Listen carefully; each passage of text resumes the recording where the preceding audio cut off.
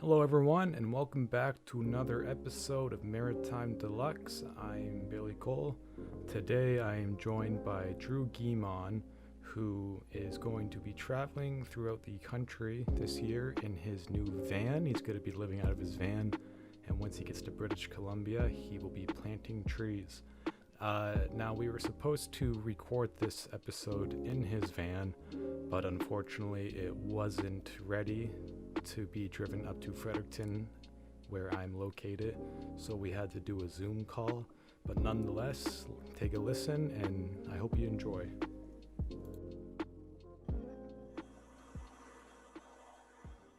Oh, What's up? hello? Oh, fuck, 1 second. I gotta get you set up out of the headphones. I'm on Brant's laptop, so my name's Dru Guimond right now. You wanna say something? Hello. Testing. Hello. You recording right now, eh? Yes. I I can trust edit you. this out or I cannot. I like to Dude, keep it I don't care. authentic.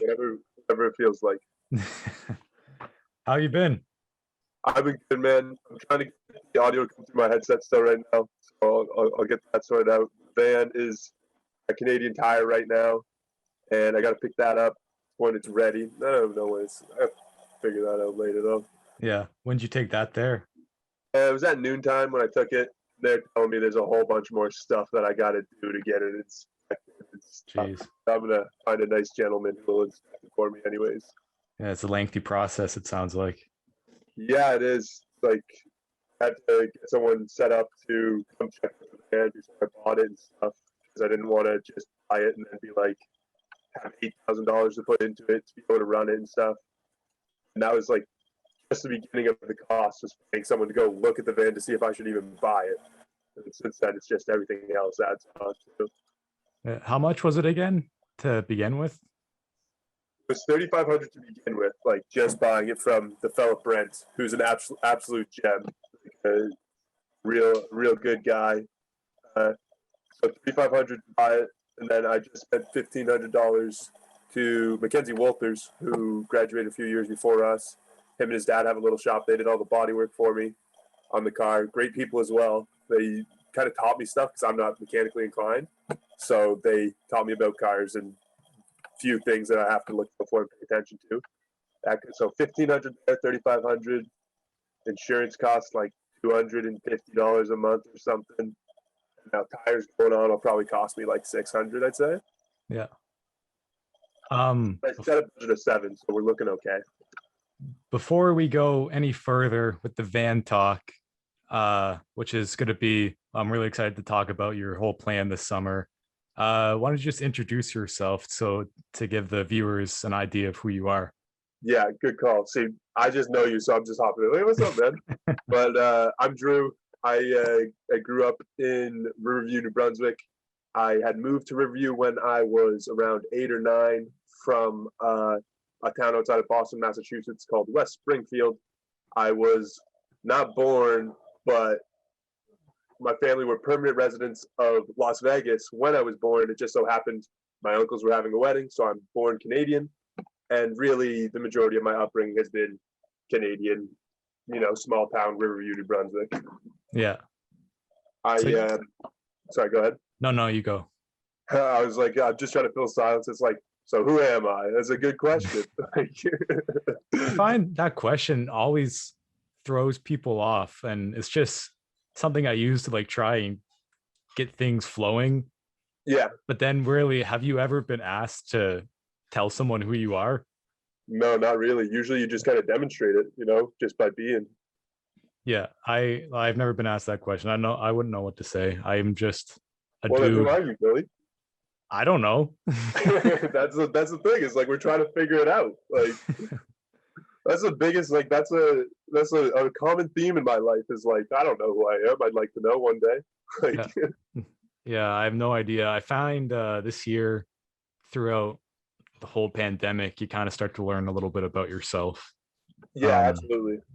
But other than that, it's my whole life has just been like a mystery. I'm just Yeah. going with it. Yeah, I feel you on that. So I wanted to ask you about your whole plan this summer. So you bought this van Hmm. and you want to travel from Nova Scotia to British Columbia Yeah. and to plant trees along the way. Is that the Plant trees in British Columbia when I get there, and okay? then probably plant trees on the way back as well. Mhm. I'm Uh, curious to how this whole idea started for you because so you went to Acadia for a couple of years, yeah, and the past year I think you've been selling cars. yeah. I sold cars for a brief period of time. It wasn't totally my forte. It's a hard job, man. Like people. It's a very specific genre of being able to work that job. People that didn't. I didn't quite have a salesperson in me, sadly. How Would have many been fun. how many cars have you sold? I sold 9 at Rally, and then I sold 13. So 21 total cars that I've sold, and I sold all 21 of those cars before I had ever bought my own. So, So if I came to you and wanted to buy a car, yep, what would you tell me? I would tell you if you're buying a used car, and you can get on with your parents, or if you have good enough credit yourself, go get a line of credit out from the bank because it runs you like the salespeople hate it because it's like, oh shit, man, we're losing. You get money as a salesperson when they finance through. That's how a lot of dealerships make a lot of their money. Is like working with banks and moving lots of money around and stuff. So what they charge for interest on a used car standard 6.99%. You get a line of credit and you pay that monthly at 2%. You're better off to just go get a line of credit and use that to pay for the car and then make payments on the line of credit. Right. So So so you wouldn't try and screw me over. no, man. That was the worst thing. Was like I couldn't do it. Like I remember one guy bought a van off me, and I had taken it to a mechanic to get it looked at prior, and the mechanics were like, "Yeah, it's good. It's going to need a tire rod, some other things that like were kind of going over my head. Really, I don't know a whole lot about cars. I'm starting to get into it, and I sold it to the guy, and he was starting up his own business. He was a contractor from Prince Edward Island. And after I'd sold the car, it was a late Thursday night. I was working, and one of my coworkers is like, "Yeah, man, yeah, I took that to the mechanic. He told me the frame was rusted out." And I was like, "Man, I took it to the mechanic. They didn't say that to me, and I just sold this to the guy." And like that was hard. Like coming home and being like, "Man, that guy's trying to start a business, and here I am just selling him something that maybe isn't the best." Even though I took it to a mechanic, right? But I took it to a mechanic that I knew was probably just going to tell me what I wanted to hear because all the other salespeople do it as well. Mhm. So now that's like trick of the trade, maybe. I don't know. Lots of times it's not a big deal, and usually they will point out the mistakes, but it's feels like there's some heavy stuff in that lifestyle that it takes a certain person to be able to separate life from work for sure. Yeah, I know my uncle just started working there, Greg's dad. Yeah, Todd, man, I love Todd. Yeah, I haven't asked him how it's going, but I don't know. He seems like someone that could sell a car. I don't know what the personality is. Yeah, no, Todd's a pretty good at it. He doesn't sell a lot of cars and sling them out and stuff, but he knows lots of people and he does the research and takes the time to know the car and present it to people. He was doing pretty good, and it's hard though. Like Todd was had so much going. The bowling lane and the spray nets, and then when COVID happened, it like reset him, and now here he is. I don't know how old Todd would be, 45, 55 range, I'd say, and he's just starting a new career. Like Yeah, I think he's in his late 50s. late 50s. Todd, if you're listening to this, I'm sorry. I don't know Yeah, your sorry, age. Todd. Sorry, Todd. So how does this van come into play? What inspired you to do this? Nick Saucier, first of all. Nick Saucier had that van when we were in grade 9. Nick Saucier was the director of school spirit, and I was a grade 9 rep, and he had that van. That van was the coolest thing I had ever seen. I always loved it. I took it to prom. I took it to prom twice. Like I love that thing. Am I allowed to swear? I've been swearing for a while. Whatever. Yeah, I love that. Like I love the looks of the van and stuff. And the past summer when I went out tree planting, a lot of people have vans that they live out of and stuff. Just because it's kind of like a payoff. Like it's you pay the money to have the van and you get the van as well. But when you're out in the woods and you have a van to live in and you're sleeping in a van, you feel better. You'll plant some more trees. You'll make some more money. So it's an investment in myself for sure. as well. But the main inspiration came from van life videos, van life, like looking into van life, seeing how people cut their expenses and live out of a van. And this would be me kind of dipping my toes in that possible lifestyle, because right now I'm up in the airs with what I'm going to do in life and learning and everything of such. So I'm just making sure I check everything out. So are you going to be making a profit off of this when you plant trees, or is it just volunteer work? Oh no, you make bank, bro. Oh, really? Yeah, like it's like I wouldn't be doing it for the amount of work it is and the conditions you're under. It would be hard to get someone to volunteer to do the kind of work that gets done out there. You get paid around anywhere from 10 to 15 cents a tree, I'd say, and you put in as many trees as you can in a day, and then you do it again the next day. Yeah. What are you going to be doing in between each province? Is it going to be like one straight road trip, or are you going to be making stops? Like, how is this going to work? So, going to be making some stops, hopefully. Now, with COVID, we need to send our employers a plan in how we're traveling, and they want us to stick to it because we go to a bush camp in the woods, 100 people, pretty isolated. It'd be really bad if COVID rolled up to the bush camp. So we need to make sure that we're safe on our way there and stuff. I want to do as much exploring as we can, not just, through cities and stuff like that. Like I want to kind of see the back roads of Canada a little bit along the way. I'm taking Rowan, a tree planter friend of mine, and Garrett, also a tree planter friend who graduated with us. Garrett Lean, I could talk about that guy, man. He's got his soul of gold. Like, absolutely love the man.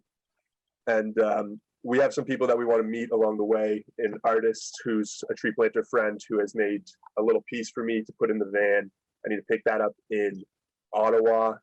And then we want to go down through to Toronto to see some other guys and pick people up and take it across. But the first few provinces, we'll probably do a little more exploring. But once we hit the prairies, it's probably going to be a straight shot over. We're just going to head to BC. Okay.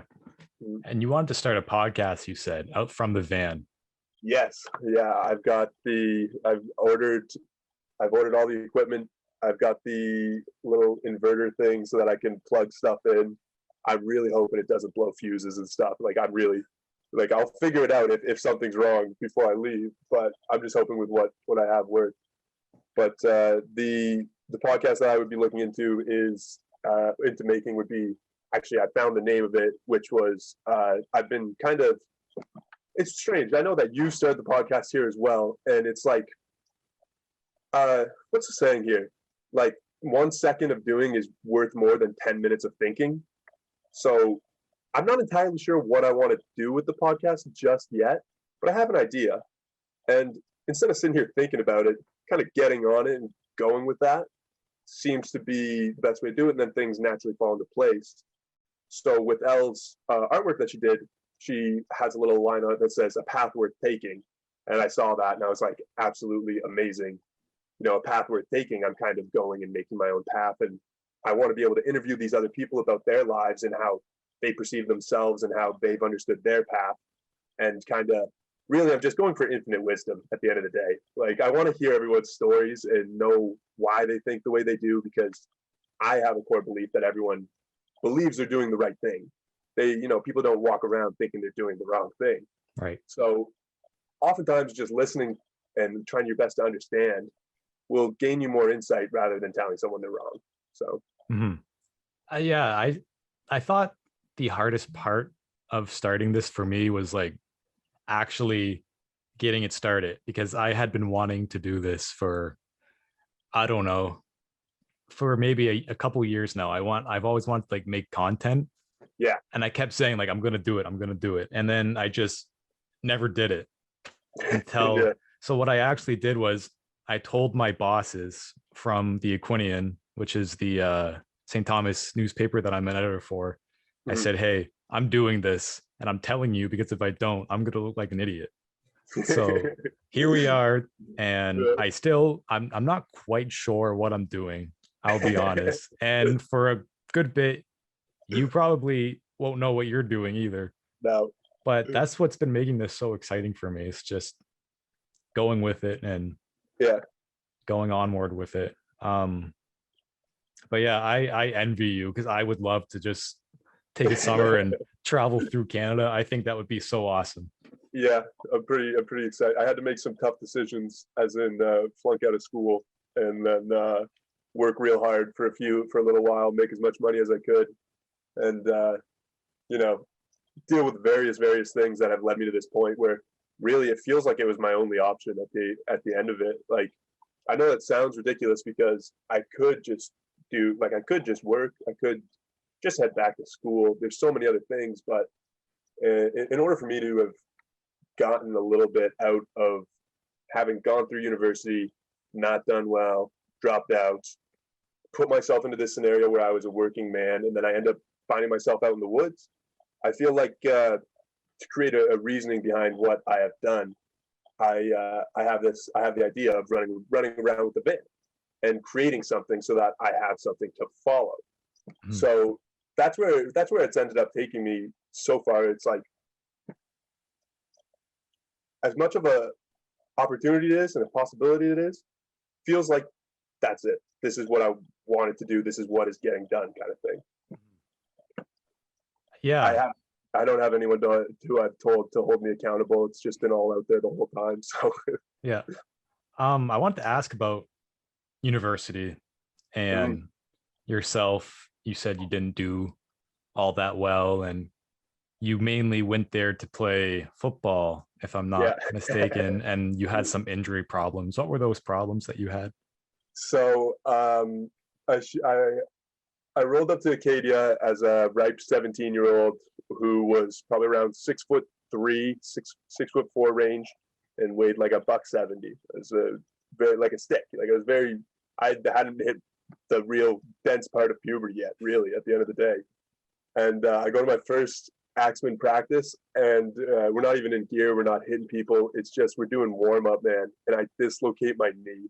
My knee. It's my fibular head pops Jesus out. Christ.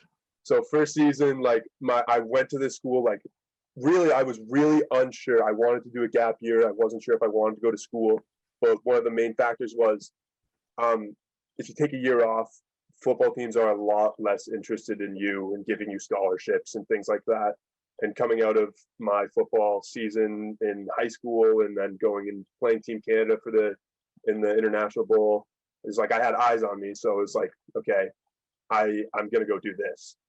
Well, that was taken away. Like, the main factor, the thing that like confirmed going to Acadia as a good choice to me, was gone the second I got there.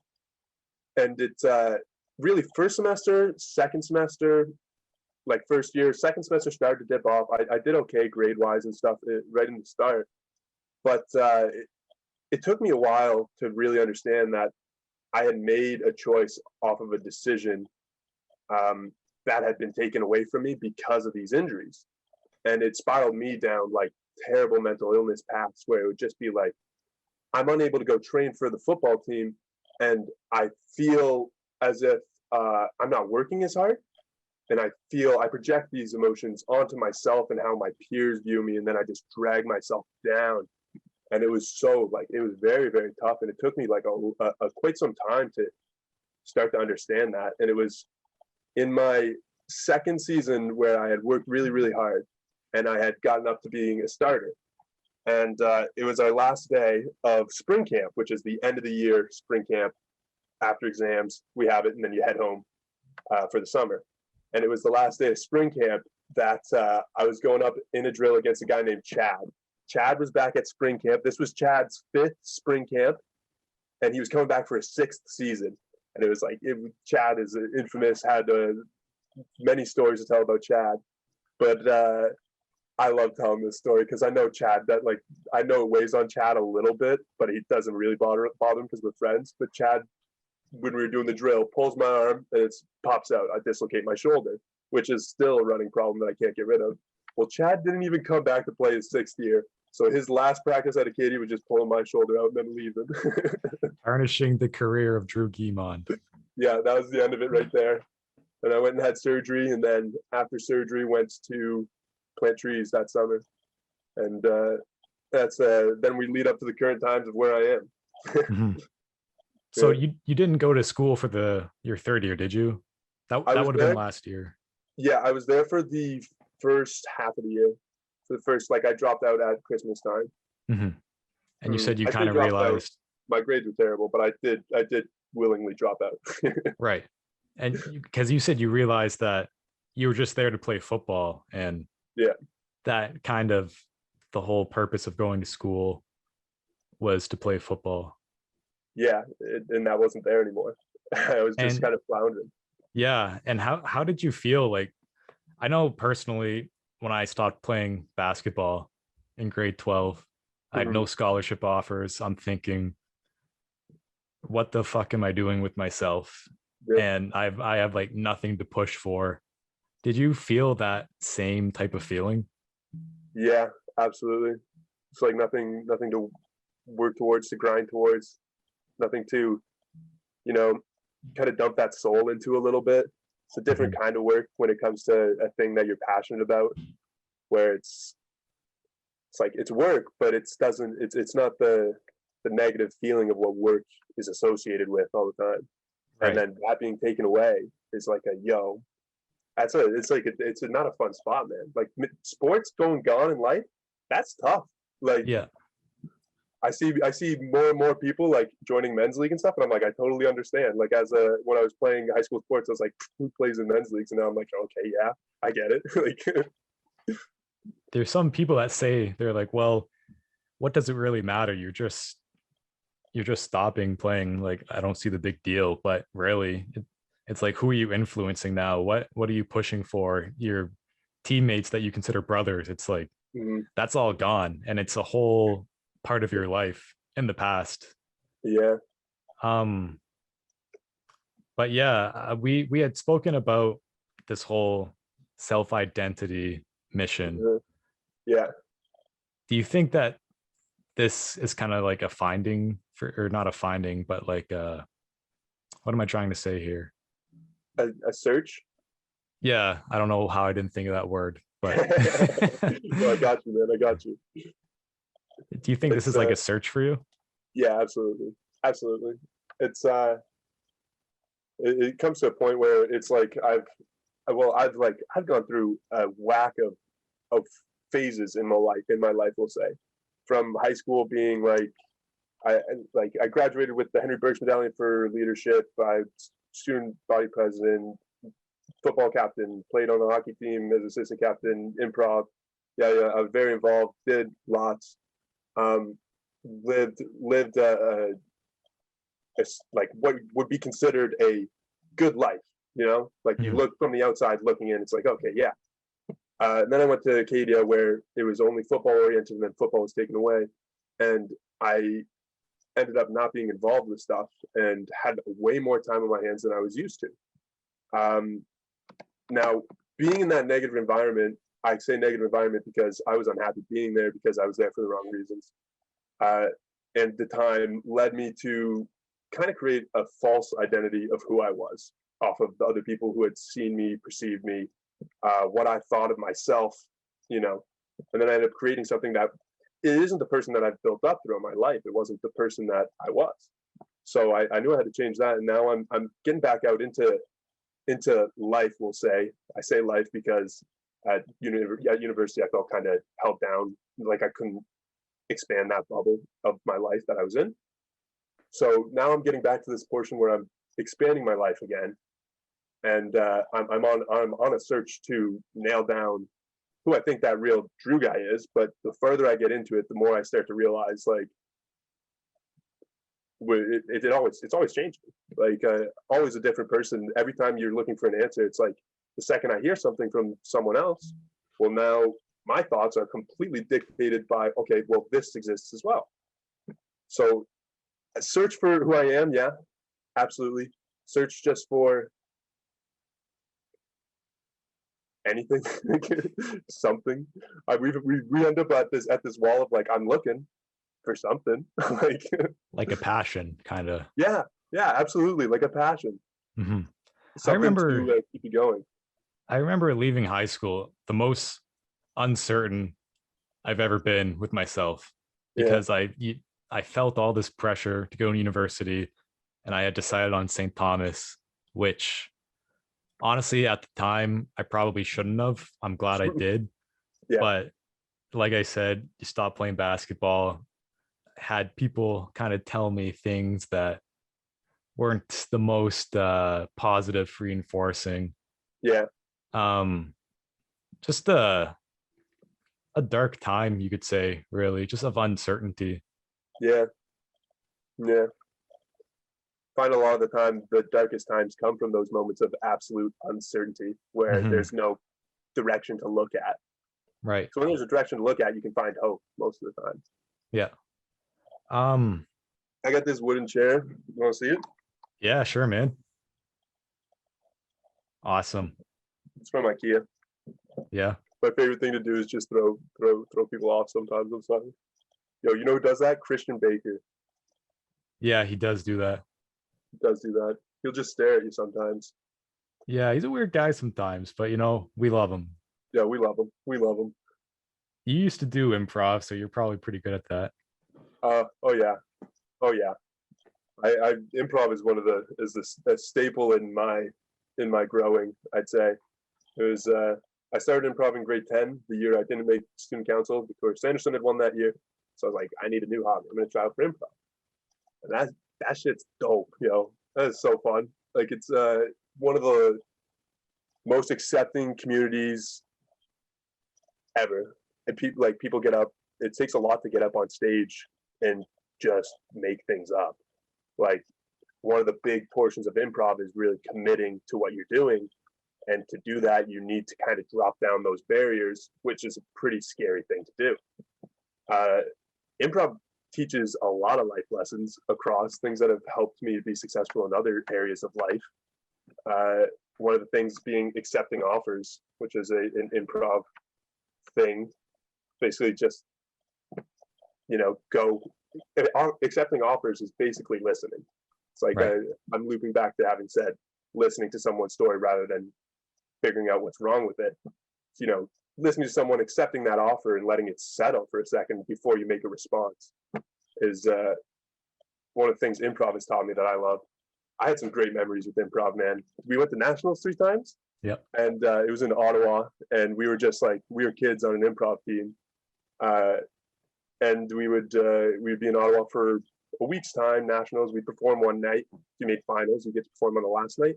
Now we never made finals. There was teams there that were art schools and stuff like that. We were a self-coached group of 7 kids who were having just a blast.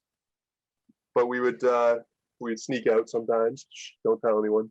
We'd sneak out and say we were going to our workshops and stuff, and then just wander the big city. A bunch of small town New Brunswick kids.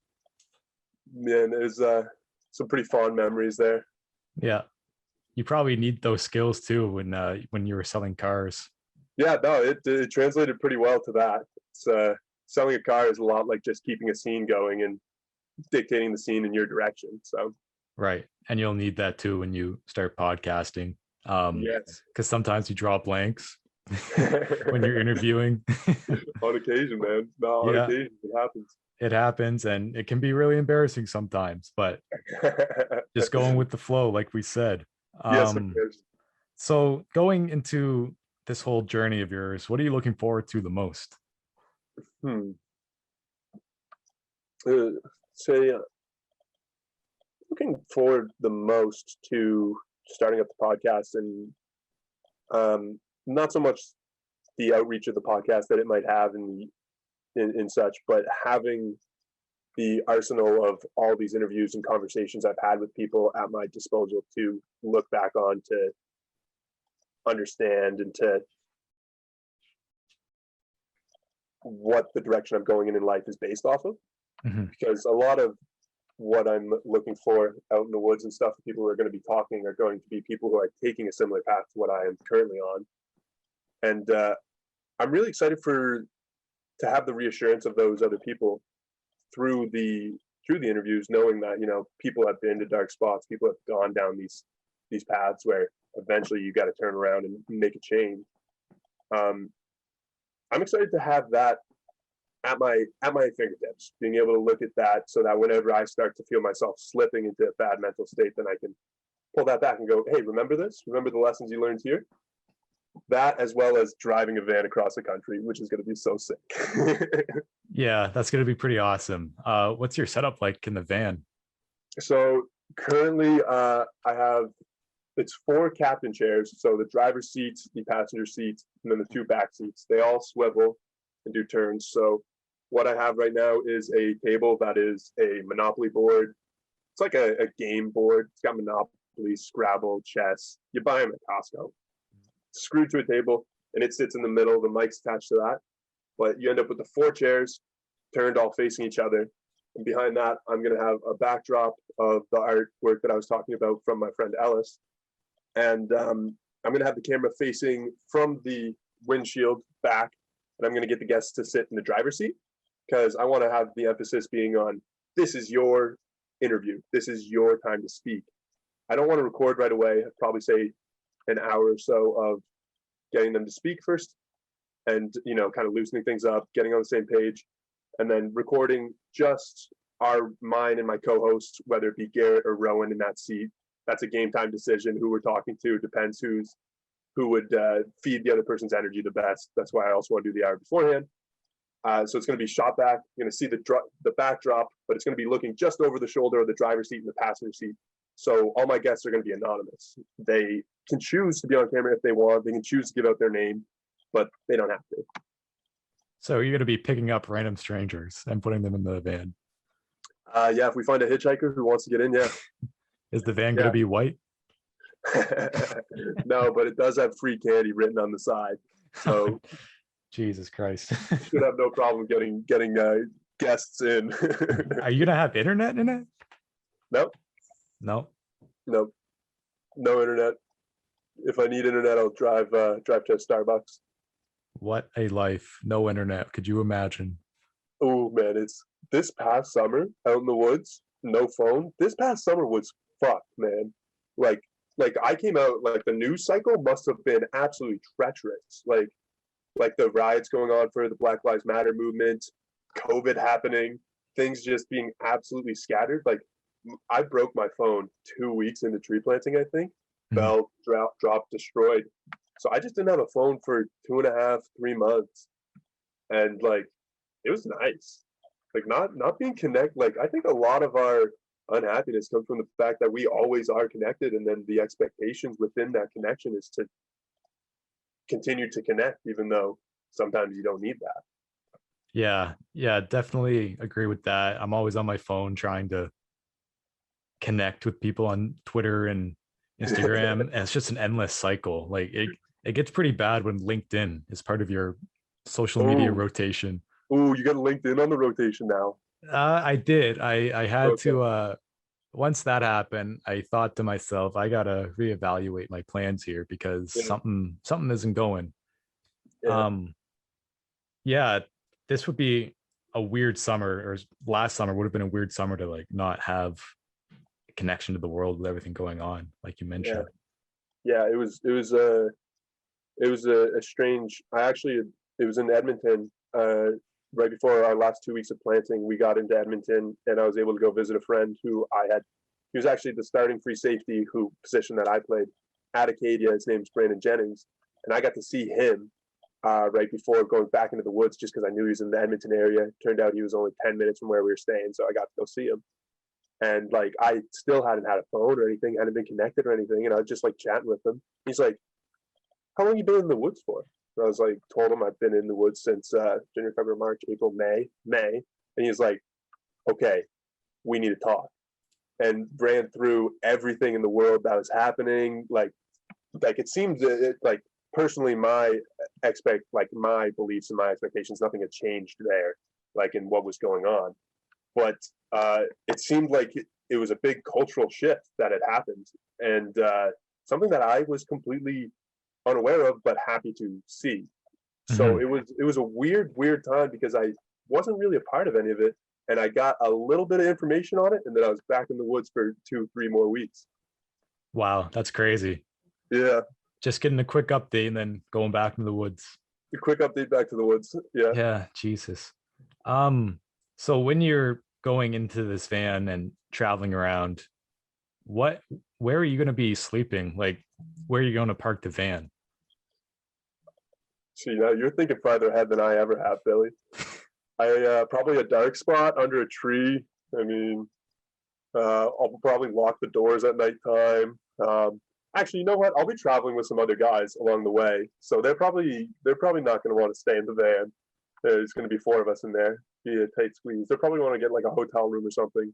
So I'll probably just park outside the hotel room, or maybe I'll sleep in a hotel bed. Who knows? You know. Doesn't that defeat the purpose though? That's why I said it the way I did. I was like, yeah. I can't read sarcasm. Yeah. I hope to stay in the van as much as I can, but I know that right before going into the woods, knowing that I'm going to be on that bed, I'll be like, yo, the hotel don't sound too bad right about now. So Yeah, fair enough. Do you have like an oven in there too? I can't remember if you said that. No. It's a travel van. Weird. How are you going to be making meals? I'm along the road, peanut butter and jelly sandwiches, eat, a couple of things like that. Once you get to camp, they take care of all your food for you. They make all the food.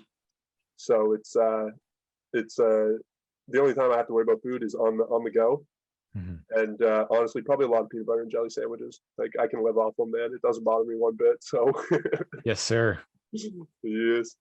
Well, you're a college student. You've been there. A couple of peanut butter and jelly sandwiches for a week or what? Yeah, peanut butter, jelly, craft dinner, Mr. Noodles, you name it. Yes, sir.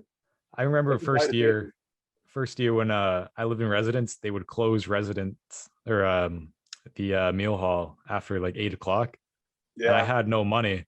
So I didn't have any snacks in my room. So I used to like waterlog myself at the fountain before bed, just so I wouldn't go to bed hungry. I think I lost about 20 pounds that year. You want to talk about being a stick? Holy shit, man. Yo, freshman 15, but the opposite, really. Yeah, exactly. I don't get what everyone says about this freshman 15 because I had no money. I couldn't eat. I had a period of time there where I had no money. This was the second year, I think it was. And I like telling this story because it's an instance of good fortune coming back your way from being a good person. I had loaned out $20 to Zach Gould because he couldn't do his laundry, and I had things like that come and go with me. It's not something, I'm not one to keep track of that stuff. It's like hit me back later, I'll get you back. I'm not worried. If I know your character as a good person, I don't mind. I ended up running out of money. Like EI issues. My EI didn't come in, and it was probably a month or two. I'd say about a month and a half when my bank account was at $0, and I was just like living off food around the apartment in my second year. A lot of cereal, ate a lot of cereal and ground beef, just ground beef and rice, like things like that. But I made a post and I was like, "Hey Zach," on my friends only Instagram. I made the post and I was like, "Hey Zach, man, can you give me that $20 back? For your laundry. Like I need to eat." He's like, "All right, dope, I got you." Well, then followed by that, everyone, because I had made a post, I was like, "Thank you, Zach, for your donation." And then after that, all my friends started sending me money. So I ended up getting like $115, $120, and I blew it all in a night. It was a really good time. It was a great night. What did you blow it on? It was my brother's girlfriend at the time's birthday, and she's super sweet, especially when I was broke. She'd like buy me iced coffee and shit. So I was like, "Yeah, this is for you. This is for you." Yeah, I came in like 2 weeks later, so I was good. What is Brant up to these days anyway? Brant just got into Crandall for his Bachelor of Education. Oh, you know what? I saw that. I saw that on Facebook. Last time I saw him was at the Fox and Hound. Oh, baby. Over Christmas break. Him and I want to say Jack Seeley, I think it was. Oh yeah, Jack Seeley would be a boy Brant would be caught at the Fox and Hound with for sure. Yeah. Seeley, played a lot of ball with Brant. Oh yeah. You guys. Well, I remember going to a tournament where you were on the team when I was younger. I said I have so many memories of just being at tournaments and watching games. Yeah. Were you in PEI? That was in PEI. Yeah. That was in was it grade 11 or grade 12? Would have been grade 11 because my brother was on the team. Oh, that's right. Yeah, and we had the they had that like dance or something. Dude, that was cool. They should do that at more sporting events. Yeah, and you pretended to be Ben Pugsley. Yeah, man. Because only people on the team could go, but Ben wasn't there. Yeah. That started a long joke actually on improv. It was like, if I'm Ben Pugsley and you're Ben Pugsley, who's flying the plane? It's funny if you Do you remember Hannah B? Hannah B. That was one of the ongoing jokes that we had after Hannah that. B. Oh Yeah. god. and, Dude, I and searched and searched. I couldn't figure out who it was. we I went through actually, the pamphlets. I was like, is it this one? I think she was one of the volunteers there. So she wasn't on any of the team name lists. I think she was a pamphlet. from Amherst, I think. Oh wait, is Hannah B the one on Snapchat? Yeah, okay. Yeah, okay. Yeah, I remember Hannah B. She was a lovely lady. She was a lovely lady. Fantastic. Yeah, We named a play after her. Really, eh? Yeah, I remember Brant was our point guard, and he'd walk down the floor and he'd yell, Hannah B, Hannah B. Oh man, that was a fun weekend. uh yeah, that was a fun time. Yeah.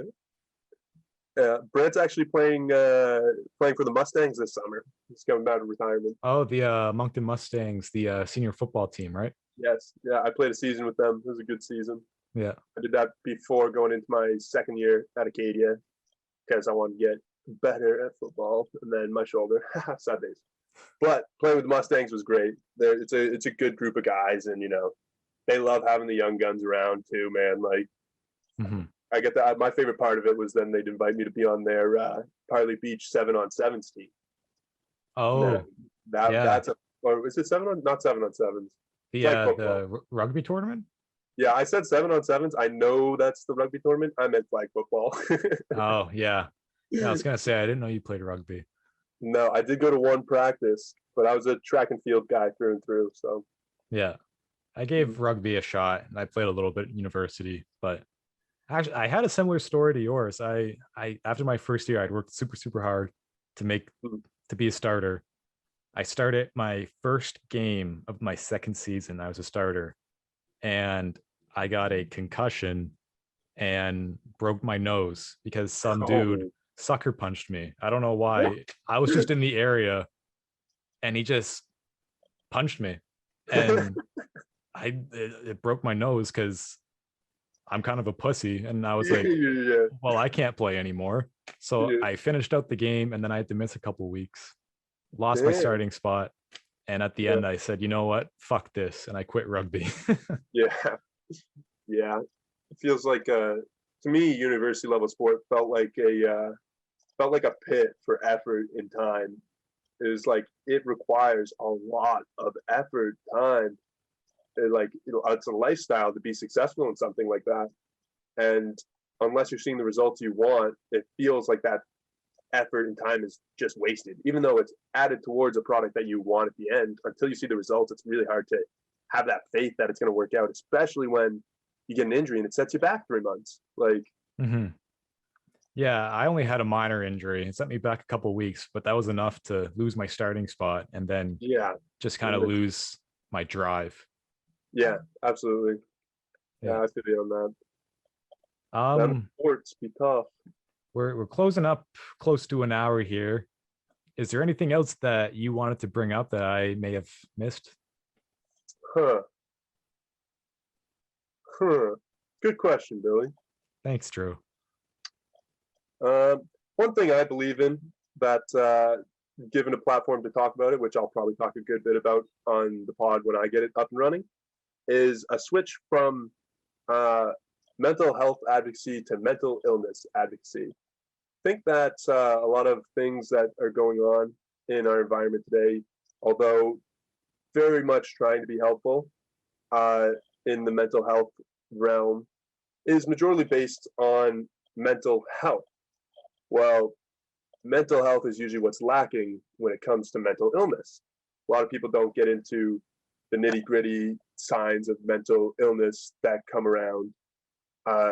Rather, we talk about the positives and the goods and such like that, which is what I kind of want to, a philosophy of mine that I'm building upon, is that these dark times are sometimes some of our most valuable as people in terms of what you can learn and what you can take away from it. So I know Harry Kim out there would say something different, man. Harry Kim's got a different perspective on that philosophy, but that's for another time. So That's an interesting take. So yeah, well, let's talk about Harry. What's Harry's philosophy? Well, Harry has a philosophy that well, it's backed by some studies and such. So it's like Oh, Harry always hits me with these facts and stuff, man, yeah. that he's gotten from school and being smart. But it's that trauma is meaningless and that there's nothing to be made from trauma. Like now, I'm putting Harry on the spot here in context, and that's my understanding of what Harry said. I'm telling you, Harry will get on here and fully explain it to you. But it was shown that something is shown that it's like the more you try and take something out of the trauma, it's like regressive, not progressive. But hey, it works for me. Works for me, you know. That's hmm. I'm not quite sure what to think of that. Yeah, but Harry has some. And now, once again, I'm paraphrasing here. This is my understanding of what Harry had said. Hmm. Harry had sent me some things where it's like links to articles he has read and such like that. And Harry's my most reliable source for anything. It's funny, like usually you want to do your own research and background check things and such, but Harry Kim's one of the guys where it's like if he sends me something, then I'm like, okay, so this is real. Like Harry Yeah, Kim's already done the work. yeah. I know my roommates. I don't know if you know, I'm living with Cameron Yeah, and Parker, but I'm seeing Cameron and Parker tomorrow night. oh yeah, because Parker's going to Moncton, right? Yeah. Um, yeah, they like to send, or mostly Cam. He likes to send me some studies about some political conversations we have, Mm-hmm. um, that I won't go into, but it's definitely some interesting topics out there. Yeah, absolutely. Absolutely. I love Cam. Great guy. You bring up a name though, and I'm gonna say I love them no matter what. I just like people. So You've always been that type of guy. I find you just easygoing, really. oh yeah. If I don't like you, you're probably fucked up, man. Like How many people are out there that you don't like? probably like around five. I'd And say around five. what have they done? Um, let's see. Blame shift. Put take blame off themselves, put it onto other people. Um, know it alls. Know it all. Okay, actually, I'll talk about that guy. That guy's name is Ben. I planted trees with him. He said to another guy, another Ben, whose full name was Benjamin, but his full name was not Benjamin. He's like, since your full name is Benjamin and my name is Ben, everyone should call you Benjamin and I'm Ben. So we started calling him douchebag then from there on out. But he knew everything. He was just one of those bad vibes from a guy. Um, That seems picking like on such a people, I hate simple people. request, though. Oh man, come on! You can't go out there and just be like, "Nah, you're not Ben. I'm Ben." No, that irked me. I was just sitting there like, "What is this guy saying?" Making fun of people. I've been in 2 fights in my life, both of which were on the behalf of other people. Like I Yeah, don't. Let's see. I'm going through the people. Uh, being a shitty boss, dude. If you're like a boss and you use your boss powers to make people feel uncomfortable, like yeah, fuck that. Fuck that. That's not directed towards my last boss, by the way. You're a great guy, and I know that you're conscious of these kind of things. I really like you. It's a previous. His name was John. He sucked. So there's not a lot of people out there I don't like though. yeah, that's good. Uh, It's good to stay positive. yeah, yeah, absolutely. Well, Drew, I think this has been a delightful conversation, Yes, it's nice talking to you, Billy. and hopefully, I'd love to have you back on and have like updates from each province Yeah, for as sure, I for sure, man. Hey everyone, thanks for listening to the podcast. I hope you enjoyed. If you have any tips, feedback, ideas, you can email me at billycole8@outlook.com or at maritimedeluxe@gmail.com. You can follow me on Instagram at billycole_ or the podcast Instagram, which is Maritime Deluxe. Thanks everyone, and we'll see you next time.